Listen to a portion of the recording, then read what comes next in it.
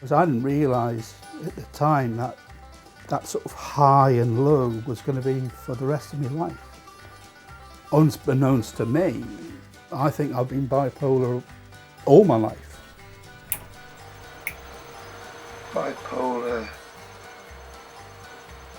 is such a hard thing to deal with.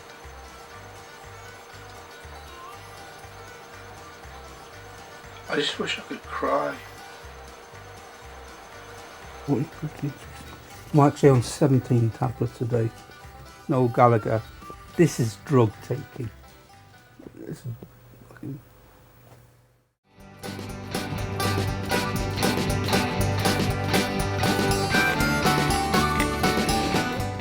People die from bipolar, so therefore, you know, it's a very serious issue. And I forgot the question. But it's because I've been on so many meds. Yeah.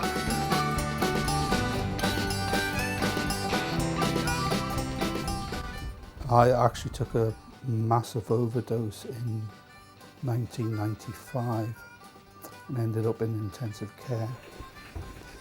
And I've been worse since 1995, but I didn't actually get diagnosed until about 97. My understanding, as we sit here now, is it takes an awful long time to get a diagnosis of bipolar. Well, I think it's great. Every morning get a plate. I'm a potbelly pig on Nick's farm. I've got lots of... Okay, Nick, well, we're here doing this photographic study. What's bipolar?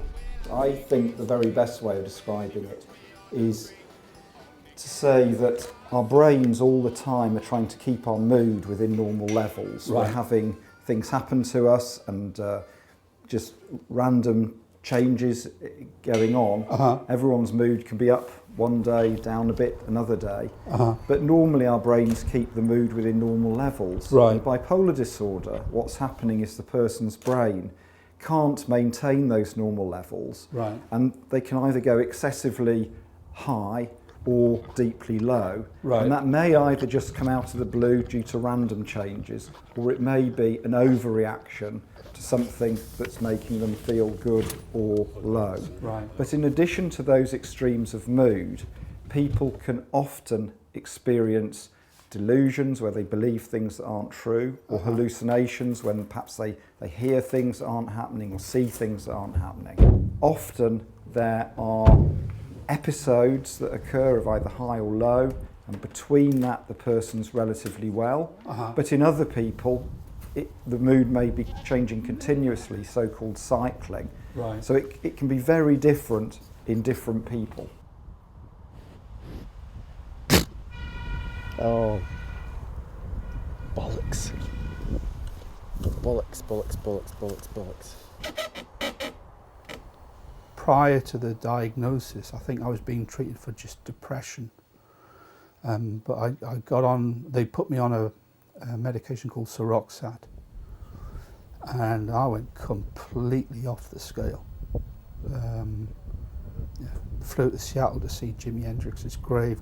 You know, thought I could communicate with whales because at the time I used to play guitar, and chartered a boat and went to Tofino, which is on Vancouver Island, British Columbia, and wanted to see the killer whales in their natural environment. So that was 97, and obviously the psychiatrist then had the evidence that I went high and low.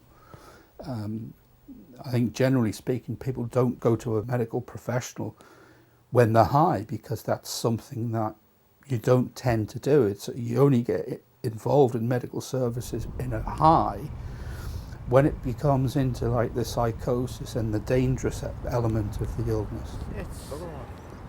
You're the boy. Okay, are you recording? Okay, so we're on the way to Cardiff. Is everybody in shot for the crew? Everybody's in Okay. shot for the crew. So here's to our adventure. We're going down to Cardiff now, beautiful day, and let's have a fucking great gig. That's it. Good gig, good gig, good gig. Very good. Right, In the general population, the risk of the most severe sort of bipolar disorder is about 1 in 100. Right. If you've Okay. got a parent who's had bipolar illness, the risk increases from 1 in 100 to about 1 in 10. Right. Okay? But it doesn't mean you'll definitely get the illness. Okay. But it's a signal really to be more careful about the things we know that might trigger illness. What you have to remember is that 9 times out of 10, the child will not develop Absolutely, bipolar. yeah. So I mean, it's, that's yeah. what I put to my kids. Yeah. That instead of being the increased risk, is the fact that even though it might be an increased risk, it's still 10 chances of possibly getting it, or 90 chances of not getting it. Exactly, yes. Yeah, I thought, well, the second coming's going to happen, and I'm going to be the second coming. So I got in touch with the chief rabbi and tried to convince him to teach me how to read and write Hebrew, so I could read the Bible in its native tongue. Because I figured if I was going to be the next Jesus, I would need to know these sort of things. And you know, at that time, you're so serious, and you could, you know, get yourselves into a lot of problems. When I've been in May, I've never gone to the doctor. It's always been because of the depressive elements, because I have a lot of problems with suicide ideation, which it becomes an ideal, it becomes the only solution. And after 4 attempts, you know, I know what it's like to be in that particular frame of mind, and it is not pleasant. What do you think causes bipolar? Okay, it's absolutely all to do with both the genes that we inherit that Right. make our brain and behaviour go in a certain way, Okay. and also the various experiences and life events that we have that impact us. And I don't think it's all to do with genes and biology, and it's not all to do with life events and experiences, but it's that combination of the things. Right. So in bipolar, what are the big fundamental questions that we need to get answers? Okay, I think the most fundamental questions are pinning down exactly which brain systems are important, and exactly which environmental experiences and triggers are most important. Because really what we want to do is to be able to make a difference to people with illness, to be able to make diagnoses more rapidly and accurately, and then to get people on the very best sorts of help that we can offer. It might be medications, but it also might be lifestyle advice, or it might be particular sorts of talking treatment. But without knowing in detail the brain mechanisms and the specific environmental triggers, we can't really give that excellent advice we want to give in the clinic. The key message is that actually people vary enormously, and no simple answer fits everybody. Okay, people. So it's like a one-size-all doesn't There is fit. no one size all, and for bipolar disorder, there's no one size fits all treatment. Different people respond to different treatments, and that's why it's really important that people with illness go and get professional help.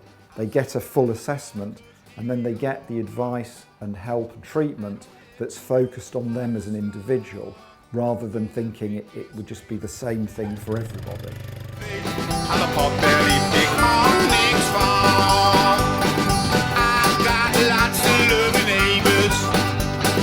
7 dogs, 3 goats, but Ben and Joe. Well, I think it's great when he hooks me on that crate.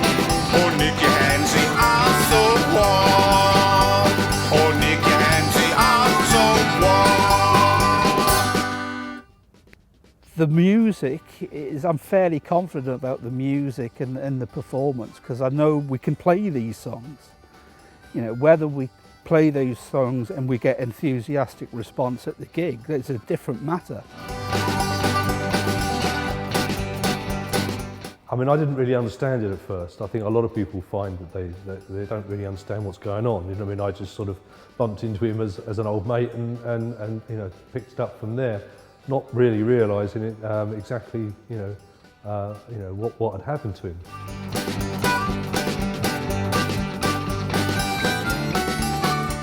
What's happened over the course of the films, and perhaps it's a part of the rehabilitation thing that I've been going through, is I've bounced back, and that's a huge benefit for me.